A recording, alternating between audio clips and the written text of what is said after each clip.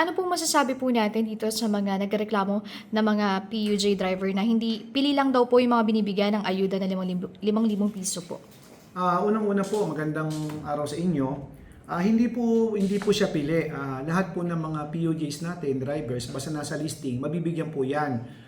Katulad po ngayon, meron po tayong target na 2,488 sa Maynila.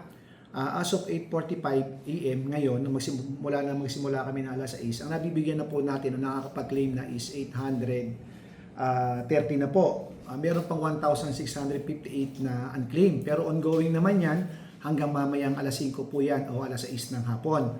Yung mga wala po sa listahan, meron po tayong provided doon na dalawang help desk. Dalawang klase po kasi help desk eh. Isa doon sa may loob, tsaka isa sa may UDM. Sa UDM, sa loob ng Universidad de Manila at mismo doon sa may tent na malapit sa Cartilla mismo. Dito kung saan po, yung mga reklamo nila, nandun po yung LTFRB natin, nandun po si DSWD, at nandun din po kami at si MTPB. Kung saan doon po, nire-resolve yung mga problema nila. Ngayon, kung wala po sila sa listing, kukul po natin yung attention ni LTFRB. Kasi ang nag-forward po ng listing na ito, na kwalipikadong benepisyaryo, si LTFRB po, kay DSWD.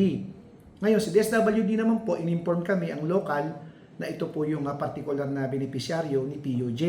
Meron din po kaming sariling benepisyaryo na record sa NTPB na 322 kasi ang nangyari po dyan, mismong si LTFRB na po ang nagbigay ng listahan papunta kay DSWD. Ngayon, yung mga unclaimed, yung mga hindi makakapag-claim ngayon o di makakarating for whatever reason, particular, kasama na rin po yung mga nagreklamo na wala sila sa listahan.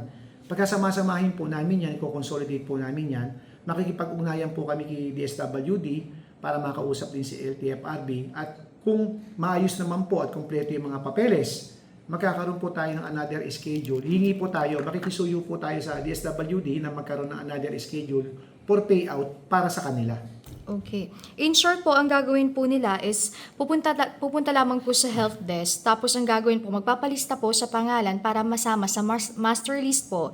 And then the DSWD would make a way po sa LTFRB para doon po ma-validate po ang kanilang pangalan at mapasama at makakuha ng ayuda. Tama po? Ganun na po yun. Kasi unang-una, nandun na po mismo yung kinatawan ng LTFRB. Makikita na rin po ni LTFRB yung problema. Kasi nandun na po sila, meron po silang tao sa help desk. Noted na po yon at beberipikahin po nila yon kung karapat dapat po masama, kung kumpleto po sa mga kwalifikasyon at mga requirements. At kami naman po, ang trabaho ni Manila, papalo up po namin sa kanila yan, sisiguraduhin po namin na ipapalo up yan at aalamin po namin kung ano po yung nangyari dun sa mga nawala sa listing. Okay. Patuloy po kami makikipag-coordinate kay DSWD papunta kay LTFRB. Maraming